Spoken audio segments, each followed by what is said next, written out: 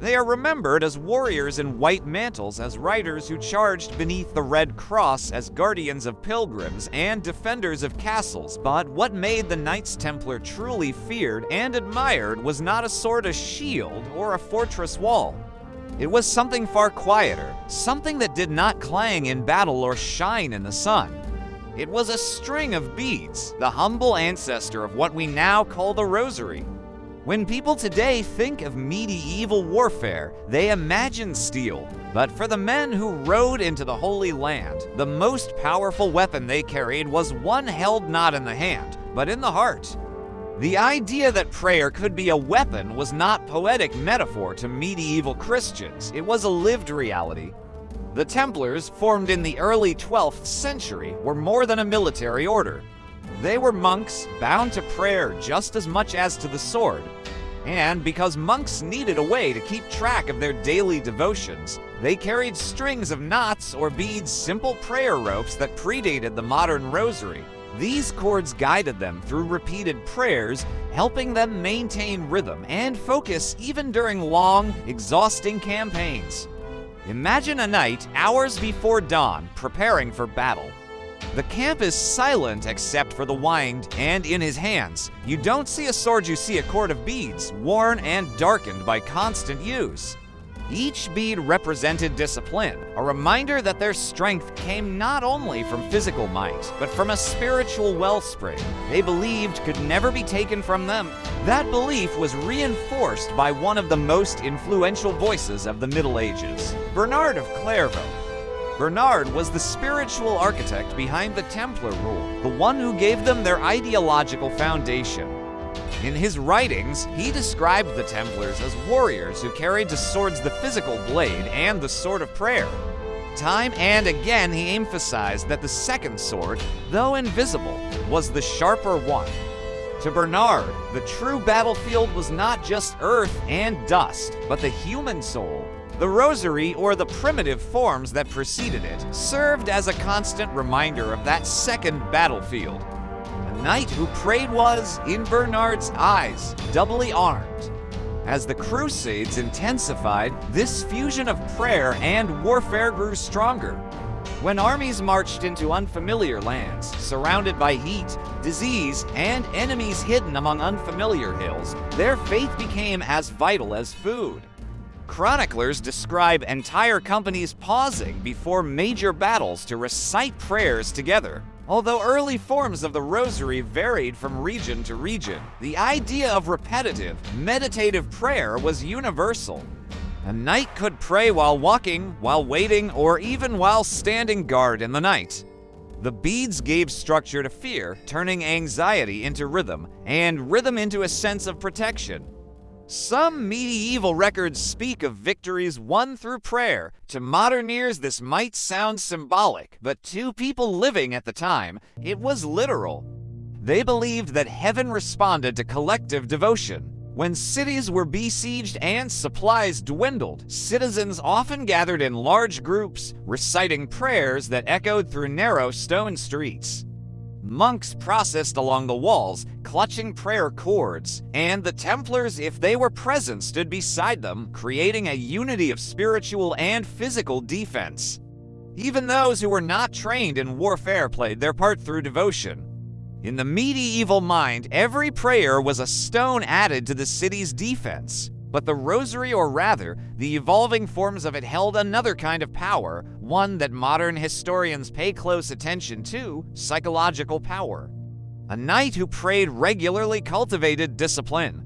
He was less likely to panic, more likely to follow orders, more likely to remain calm in chaos.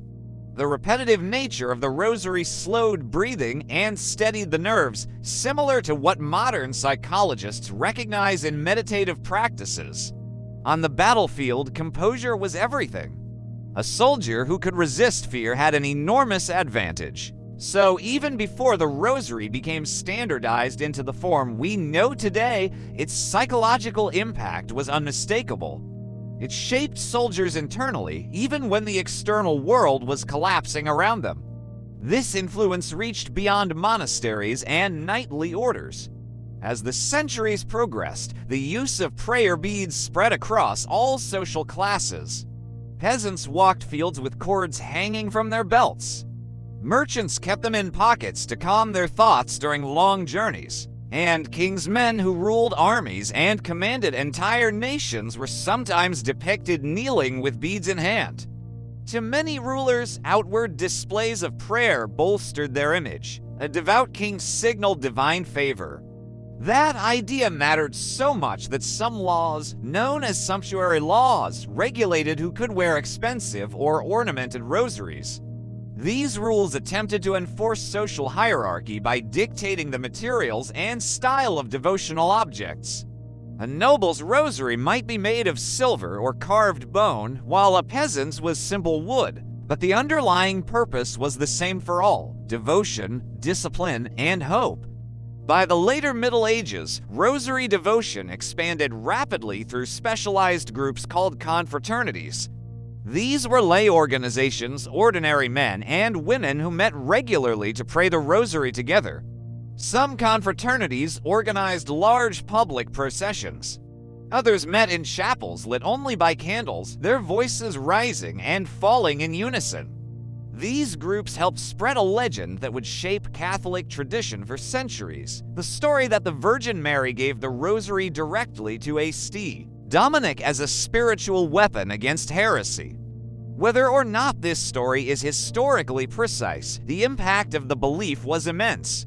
It convinced people across Europe that the rosary had a divine origin and that it was meant to protect communities against spiritual and social turmoil. One of the most dramatic moments associated with the rosary came centuries after the Templars had vanished, but firmly rooted in the same tradition. In the 16th century, Christian Europe faced a massive naval threat during the Battle of Lepanto. While fleets prepared for combat, thousands across Europe gathered to pray the rosary, believing that their prayers would influence the outcome. Chroniclers wrote that victory was won with Mary's intercession, a statement that linked battle strategy and prayer in the same breath. Whether one interprets this as religious conviction or a powerful form of unity, the result was the same: the rosary had become more than an object. It was a symbol of identity, resilience, and shared belief, just as it had been for the Templars centuries before. Despite centuries of warfare, changing borders, the fall of empires, and the disappearance of the knights who once carried prayer cords into battle, the rosary endured. It outlasted every medieval weapon. Swords rusted, shields splintered, fortresses crumbled, but the rosary continued to evolve and spread. It adapted to new cultures, new artistic styles, new languages, and new forms of spirituality. Its durability came from its simplicity. It could be carried by anyone, learned by anyone, and used anywhere. A knight on horseback, a farmer walking through fields, a merchant in a crowded market, or a girl learning her first prayers at home each could pick up the same beads and feel connected to something larger. Even today, people carry rosaries for many of the same reasons medieval Christians once did. Some seek comfort in anxiety, others use it for focus, meditation, or personal discipline. Many simply value the idea of holding something meaningful, something tied to centuries of tradition. And though modern rosaries vary in material from rugged paracord to delicate glass beads, the purpose remains rooted in history. The rosary has never been just an object. It has always been a practice, a mindset, a source of inner strength. That is why when we look back at the Knights Templar, the image of a warrior gripping a sword tells only half the story. The other half lies in the quiet moments, a knight praying before dawn, his fingers moving from bead to bead. A company of soldiers gathering silently in a war-torn land.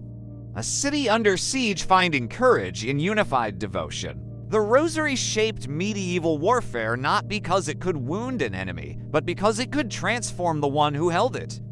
It changed the atmosphere of camps, the rhythm of marches, and the morale of armies. It bonded communities, set kings on their knees, and created movements that lasted centuries. The Templars themselves disappeared into the tides of history, undone by politics and accusations, their final years overshadowed by trials and executions. Yet the spiritual discipline they helped popularize continued to spread. Their legacy survived not through their castles or treasure, but through the simple cords they carried. Even after their order was dissolved, pilgrims still followed prayer paths across Europe, confraternities multiplied, and artists depicted the rosary in sculptures, frescoes, and illuminated manuscripts. The devotion outlived the age of crusading and entered the age of exploration, the age of empires, and beyond. Medieval chroniclers often wrote that the rosary united Christendom. While that phrase reflects the worldview of its time, the underlying idea is clear. The rosary connected people. It gave them a shared language of prayer, a shared practice, and a shared sense of hope. In periods of famine, plague, war, and uncertainty, people found strength in repetition, in meditation, and in the feeling that each bead was a step toward peace. Even when borders shifted and kingdoms fell, the rosary remained something familiar and steady. In the end, that is the true secret behind its endurance. Weapons go out of date, military strategies evolve, political alliances break apart, but practices that shape the inner life, practices that help people confront fear, find meaning, and connect with others, those endure. The rosary is not just a relic of medieval spirituality. It is a thread woven through centuries of human experience. It reveals a side of medieval history rarely shown in movies or textbooks, the emotional and psychological world of people who lived in constant uncertainty. It reminds us that behind every battle was a search for courage, behind every journey a longing for protection, and behind every community a desire for unity. So when we imagine the Knights Templar, let us not see only warriors in armor. Let us see men who rose before sunrise to whisper prayers. Let us see kings who set aside their crowns to kneel in humility. Let us see peasants carrying worn cords that steadied their hearts during long days of labor. Let us see confraternities gathering in candlelit chapels, their voices blending into one steady rhythm. Let us see the rosary not merely as beads on a string, but as a tradition that shaped generations. And above all, let us recognize that the most enduring weapons are the ones that shape the spirit. For the Templars, that weapon was their prayer rope. For millions across centuries, it became the rosary. And it continues to guide, protect, and inspire long after every medieval blade has turned to dust.